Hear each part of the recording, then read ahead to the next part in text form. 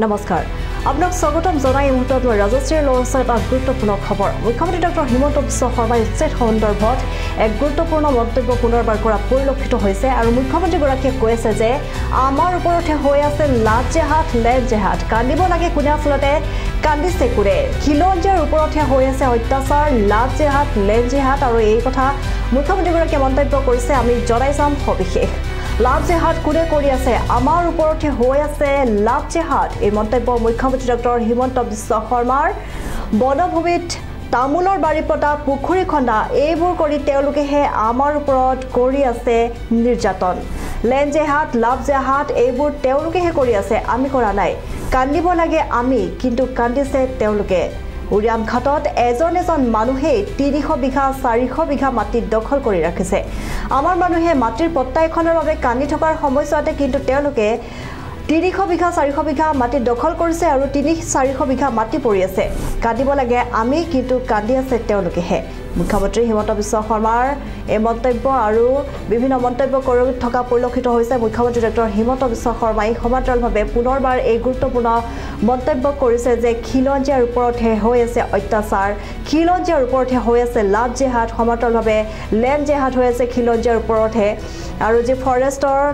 তেওঁলোকে বাৰী পতা তামোলৰ বাৰী পতা পুখুৰী খন্দা এইবোৰ কাম তেওঁলোকে অবৈধভাৱে তেওঁলোকেহে কৰি আছে খিলঞ্জীয়াই কৰা নাই যি সময়ত আচলতে খিলঞ্জীয়াই আমাৰ অসমীয়া মানুহে 300 মাটিৰ পট্টা এখনৰ বাবে কান্দি আছে সেই সময়ছোৱাতে দেখিবলৈ পোৱা গৈছে 300 বিঘা 400 বিঘা মাটি পৰি আছে তেওঁলোকে দখল কৰি ৰাখিছে আৰু সমান্তৰালভাৱে উৰিয়াম ঘাটৰ কথা উল্লেখ কৰিছে মুখ্যমন্ত্ৰী ডক্টৰ হিমন্ত বিশ্ব শৰ্মাই যে উৰিয়াম ঘাটত এজন মানুহে 300 বিঘা 400 বিঘা মাটি দখল কৰি ৰাখিছে তেওঁলোকে তাত তামোলৰ বাৰী পাতিছে তেওঁলোকে তাত পুখুৰী খান্দিছে গৈ আৰু আমাৰ মানুহে মাটিৰ পট্টা এখনৰ বাবে কান্দি আছে আৰু সেই কান্দি থকাৰ সময়ছোৱাতে কিন্তু তেওঁলোকে 300 বিঘা 400 বিঘা মাটি অবৈধভাৱে দখল কৰি ৰাখিছে কান্দিব লাগে কোনে কিন্তু কান্দি আছে কোনে আপোনালোকে চাওকচোন বুলি মুখ্যমন্ত্ৰী ডক্টৰ হিমন্ত বিশ্ব শৰ্মাই মন্তব্য কৰিছে আমি জনাই আছো এক গুৰুত্বপূৰ্ণ খবৰ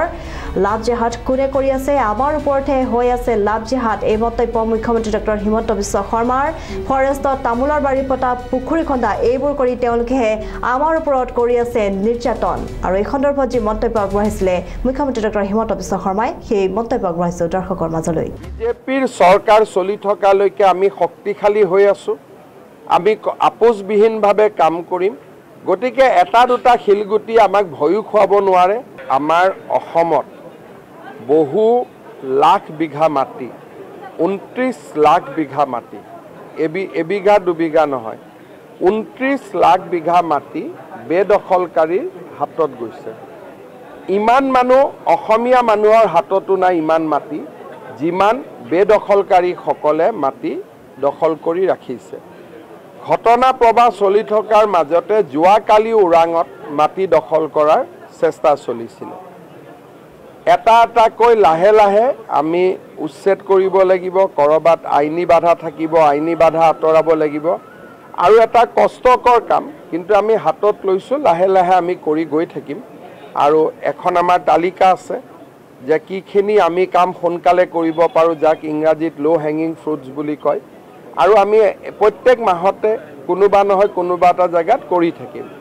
মোৰ এটাই অনুৰোধ থাকিব যে যিখিনি হল হৈ গল নতুনকৈ কোনো স্থানত যাতে আমি এনেকুৱা ধৰণৰ দখল হ'ব নিদিও স্থানীয় ৰাইজে প্ৰতিবাদ কৰিলে বা স্থানীয় ৰাইজে আপত্তি কৰিলে তেওঁলোক নাহে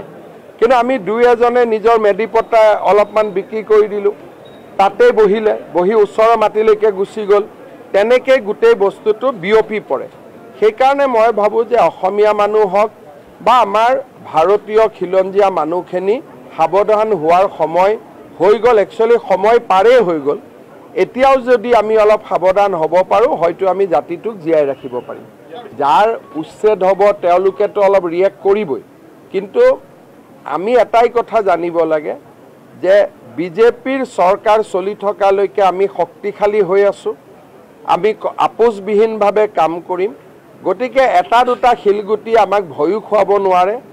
আৰু মই ভাবোঁ যে ৰাইজে আমাৰ লগত একেলগে থিয় দিলে আমি লাহে লাহে অসমখনৰ ভূমি বেদখলকাৰীৰ পৰা আমি মুক্ত কৰিব পাৰিম